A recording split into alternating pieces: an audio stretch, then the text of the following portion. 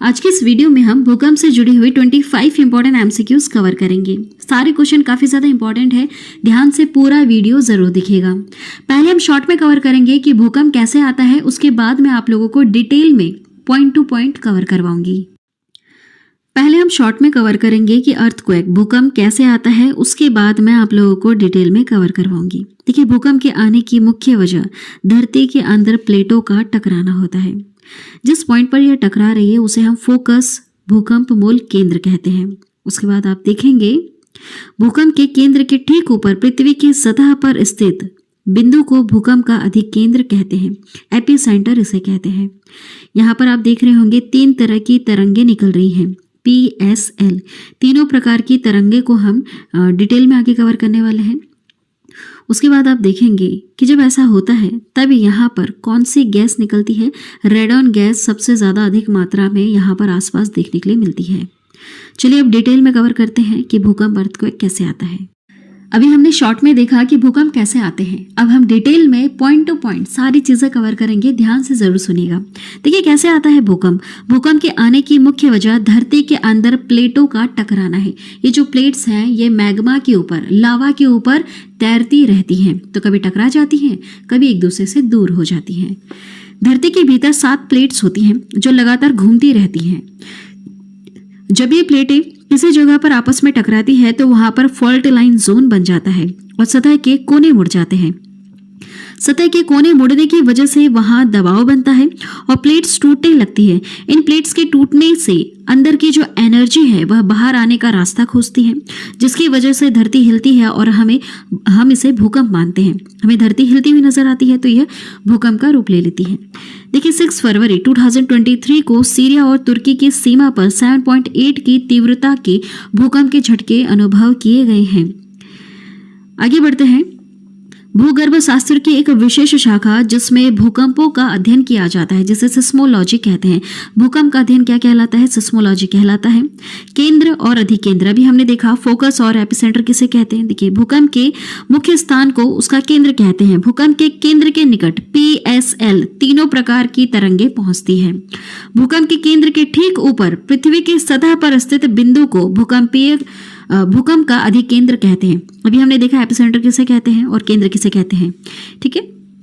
जब यही same process जब सागर में होती है तो वहां पर सुनामी देखने के लिए मिलती है। सुनामी एक्चुअली जापान का दिया हुआ वर्ड है, ठीक है। जो सागर या महासागर में आती है, बड़ी बड़ी ऊंची लहरें उत्पन्न हो जाती है, उसे हम कहते हैं सुनामी। देखिए अब PSL तीनों वेव्स को समझते हैं। जैसा भी हमने देखा, देखिए प्राथमिक अथवा P तरंगे, यह तरंग पृथ्वी के अंदर प्रत्येक माध्यम से होकर गुजरती है। इसकी औसत वेग 8 किलोमीटर प्रति सेकंड होती है। यह गति सभी तरंगों से अधिक होती है। इसकी जो गति है, जो इसकी स्पीड है, यह सभी तरंगों से ज्यादा होती है, जिससे ये तरंगे किसी भी स्थान पर सबसे पहले पहुंचती है। पृथ्वी से गुजरने के लिए इन तरंगों द्वारा अपनाया गया मार्ग नतोदर होता है। अधिकेंद्र पर सबसे पहले P तरंगे पहुंचती है। जो अधिकेंद्र है, जो एपिसेंटर है, वहां पर सबसे पहले पहुंचती है कौन सी वेव्स? P वेव्स पहुंचती है, ठीक है। कैसे डायरेक्शन में जाती है? नतोदर होती हुई जाती है। उसके बाद है द्वितीय अथवा S तरंगे, सेकेंडरी और S वेव। इन्हें अनुप्रस्थ तरंगे भी कहते हैं या इन्हें गौण तरंगे या सेकेंडरी वेव्स भी कहा जाता है। तीनों नाम याद रखिएगा, अनुप्रस्थ, गौण, सेकेंडरी वेव्स। S जो वेव्स है, इसको इन नामों से जाना जाता है। यह तरंगे जो होती हैं, यह केवल ठोस माध्यम से होकर गुजरती हैं। ठोस माध्यम से गुजरती है, तरल वाला जो माध्यम होता है वहां पर ही खत्म हो जाती है। औसत वेग 4 किलोमीटर प्रति सेकंड का इसका होता है। अब देखिए जो तीसरी है, ये काफी ज्यादा इंपॉर्टेंट है, इसे ध्यान से सुनिएगा। सतही अथवा L तरंगे, इसको सरफेस और एल वेव्स के नाम से भी जानते हैं। इन्हें धरातलीय या लंबी तरंगों के नाम से भी पुकारा जाता है, काफी ज्यादा इंपॉर्टेंट पॉइंट। और धीरे पृष्ठीय तरंगे, लॉन्ग सरफेस वेव्स कहा जाता है। इन तरंगों की खोज HD लव ने की थी। इन्हें कई बार लव वेव्स के नाम से भी पुकारा जाता है, ठीक है। लव वेव्स किसे कहते हैं? सरफेस या L वेव्स को कहते हैं, ठीक है। L वेव्स को लव वेव्स के नाम से भी जानते हैं। क्यों? क्योंकि इसकी खोज HD लव ने की थी। इनका नाम, इसका जो और भी कुछ नाम है, जैसे R वेव्स, रे लाइट वेव्स, ठीक है। ये सारे नाम, ये जितने भी नाम है ना, सारे आपको नाम याद करना है, क्योंकि कहीं ना कहीं अभी आप क्वेश्चंस में देखेंगे अलग अलग नाम से भी पूछा गया है। ये जो एल वेव्स हैं इन्हें अलग अलग नाम से भी पुकारा गया है। धरातलीय तो इसका मेन नाम है ही, है ना, ये भी याद रखिएगा। सतही है, एल है, लॉन्ग सरफेस वेव्स हैं। दीर्घ पुष्टीय तरंगे भी हैं। दीर्घ पुष्टीय तरंगे नाम से भी आपको क्वेश्चन देखने के लिए मिलेगा। चलिए देखिए, ये तरंगे मुख्य धरातल तक ही सीमित रहती हैं। ये ठोस, तरल तथा गैस तीनों माध्यमों से होकर गुजरती है। इसकी चाल जो है 1.5 से लेकर 3 किलोमीटर प्रति सेकंड की होती है। सतही तरंगे अत्यधिक विनाशकारी होती है। अत्यधिक विनाशकारी इसलिए होती है क्योंकि ये जिग जैग मूवमेंट में ऊपर की तरफ आती है। जब ऐसे ऐसे धरती हिलती हुई आएगी तो ज़्यादा विनाश होगा। तो जो एल वाली जो वेव्स होती हैं ये सबसे ज़्यादा, सतही जो तरंगे होती है ये अत्यधिक विनाशकारी होती हैं। पी वाली ज़्यादा नहीं होती है, एस वाली भी इतनी ज़्यादा नहीं होती है, लेकिन जो एल वाली जो होती है ये सबसे ज़्यादा विनाशकारी होती है। ठीक है, पी वाली जो वेव होती है सबसे पहले एपिसेंटर तक पहुंच जाती है, सबसे पहले ऐसे होती हुई ऊपर चली जाती है, ज़्यादा विनाश नहीं होता है। एस वाली होती है उसके बाद आती है, और जो एल वाली होती है सबसे लास्ट में आती है और सबसे ज़्यादा विनाशकारी होती है। चलिए देखिए, जिस यंत्र द्वारा भूकंपीय तरंगों की तीव्रता मापी जाती है उन्हें भूकंपीय लेखी या सिस्मोग्राफ कहते हैं। सिस्मोग्राफ, जिससे भूकंपीय तरंगे मापी जाती है, याद रखिएगा। इसके 3 स्केल होते हैं, Rossi Feral scale, Mercalli scale और रिक्टर स्केल। तीनों नाम याद रखिएगा। सिस्मोग्राफ जो होता है इसके 3 स्केल है, Rossi Feral scale, Mercalli scale और रिक्टर स्केल। देखिए आगे बढ़ते हैं, ये इस तरह से दिखता है सिस्मोग्राफ। रिक्टर स्केल, भूकंप की तीव्रता या ऊर्जा मापने वाले रिक्टर स्केल का विकास अमेरिकी वैज्ञानिक चार्ल्स रिक्टर द्वारा 1935 ईस्वी में की गई थी। यह एक लघुगणकीय पैमाना है जिसका पाठ्यकांक 1 से 9 तक होता है। ठीक है, ये 1 से लेकर 9 तक ही माप सकता है। 6 तक जो आता है, 6 की तीव्रता तक जो भूकंप आता है वो इतना ज़्यादा विनाशकारी नहीं होता है, लेकिन 6 से ऊपर का जो भी आता है, 6 से बाद जितना भी आता है वो बहुत ही ज़्यादा विनाशकारी होता है, बहुत ही ज़्यादा वहाँ पर नुकसान देखने के लिए मिलता है। देखिए, रिक्टर स्केल पर प्रत्येक अगली इकाई पिछली इकाई की तुलना में 10 गुना अधिक तीव्रता रखता है। मतलब मान लीजिए अभी 2.1 आया है, उसके बाद अगला जो तीव्रता मापी गई है वह 2.2 मापी गई है, तो आप देखेंगे जो पिछली एक इकाई की तुलना में जो भी होता है यह 10 गुना अधिक तीव्रता रखता है। इसका अर्थ लगभग यही है। इस स्केल पर 2.0 या 3.0 की तीव्रता का अर्थ हल्का भूकंप होता है, जबकि 6.2 की तीव्रता का अर्थ शक्तिशाली भूकंप होता है। आगे बढ़ते हैं नेक्स्ट पॉइंट की तरफ। दुनिया में हर साल 20,000 भूकंप आते हैं। हर साल दुनिया में कई भूकंप आते हैं, लेकिन इनकी तीव्रता कम होती है। नेशनल अर्थक्वेक इंफॉर्मेशन सेंटर हर साल करीब 20,000 भूकंप रिकॉर्ड करता है। इसमें से 100 भूकंप ऐसे होते हैं जिनमें नुकसान ज़्यादा होता है। यह कुछ सेकंड तक ही रहता है। यह पॉइंट याद रखिएगा। अब तक का इतिहास में सबसे ज़्यादा देर तक का रहने वाला भूकंप जो है यह 2004 में हिंद महासागर में आया था। लगभग 10 मिनट तक ये रहा था। आगे बढ़ते हैं। देखिए, भूकंप से जुड़े हुए 25 महत्वपूर्ण प्रश्न हम यहाँ पर कवर करने वाले हैं। सारे एक्स्ट्रा पॉइंट्स मैंने कवर करवा दिए। कौन सी गैस निकलती है ऐसे टाइम में? रेडॉन गैस की मात्रा अधिक हो जाती है। चलिए बढ़ते हैं अब आगे। सारे क्वेश्चन के आंसर आप खुद भी दे सकते हैं और ये क्वेश्चंस पहले भी एग्जाम में आ चुके हैं। फर्स्ट क्वेश्चन है, पृथ्वी की आंतरिक संरचना की विश्वसनीय जानकारी प्राप्त करने का सबसे प्रमुख स्रोत कौन सा है? भूकंप है। सबसे प्रमुख स्रोत कौन सा होता है? भूकंप होता है। नेक्स्ट देखिएगा, भूगर्भ में जिस स्थान पर भूकंपीय तरंगों की उत्पत्ति होती है उस स्थान को क्या कहा जाता है? चलिए आप बताइए, क्या कहा जाता है उस स्थान को? उस स्थान को कहते हैं भूकंपीय केंद्र। ठीक है, क्या कहते हैं इसको? भूकंपीय केंद्र कहते हैं। भूगर्भ में जिस स्थान पर भूकंपीय तरंगों की उत्पत्ति होती है उस स्थान को भूकंप केंद्र कहते हैं। आगे बढ़ते हैं। भूकंप मूल फोकस वह स्थान होता है जहां से भूकंप की उत्पत्ति होती है ना। जिस पॉइंट पर भूकंप की उत्पत्ति होती है उसको भूकंप भूकंप मूल या फिर फोकस कहते हैं। ठीक है, भूकंप मूल कहते हैं। चलिए आगे बढ़ते हैं।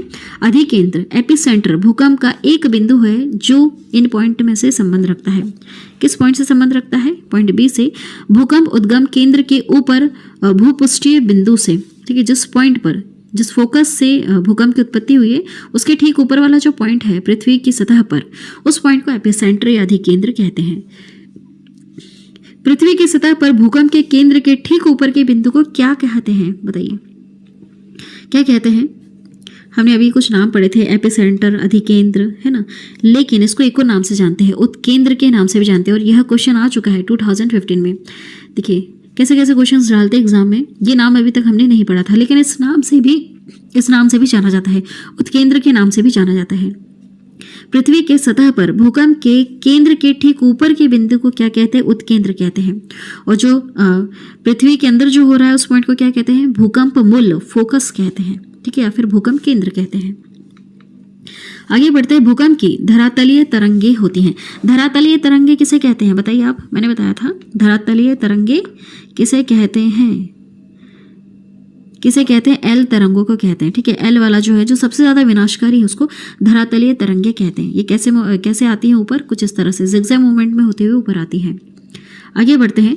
निम्नलिखित में से कौन सी भूकंपीय तरंगे सर्वाधिक क्षति पहुंचाती है? बताइए, सर्वाधिक क्षति कौन सी पहुंचाती है? अब देखिए यहाँ पर अलग अलग नाम है। प्राथमिक पी को कहते हैं, द्वितीय सेकेंडरी को कहते हैं, और दीर्घ पुष्टीय किसे कहते हैं?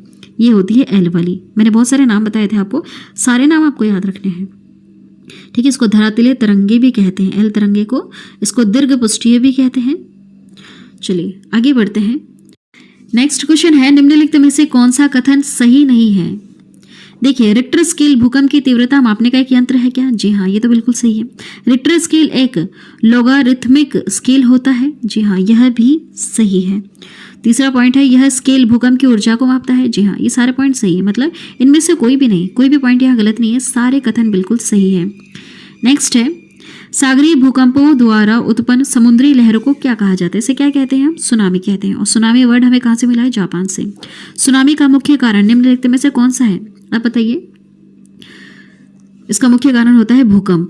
जब यही चीज, ये जो भूकंप है, यही चीज जब सागर वाले तल में आती है, सागर जैसे जगहों पर आती है, तो वहां पर क्या होता है? सुनामी आ जाती है। नेक्स्ट है, विश्व के सर्वाधिक 63% के लगभग भूकंप निम्न में से किस पेटी में आते हैं? किस पेटी में आते हैं? तो ये परिप्रशांत महासागरीय पेटी में आते हैं, ठीक है। परिप्रशांत महासागरीय पेटी में आते हैं, याद रखिएगा, काफी ज्यादा इंपॉर्टेंट। 63% लगभग भूकंप वहीं उसी पेटी में आते हैं। नेक्स्ट है, भूकंपों का प्रभाव महाद्वीपों भागों के अतिरिक्त महासागरीय भागों पर भी पड़ता है और इससे महासागरों में भयंकर लहरें उत्पन्न होती हैं। इन लहरों को किस नाम से जानते हैं? देखिए, वही क्वेश्चन है लेकिन थोड़ा सा घुमा के पूछा है। इसको हम सुनामी के नाम से जानते हैं।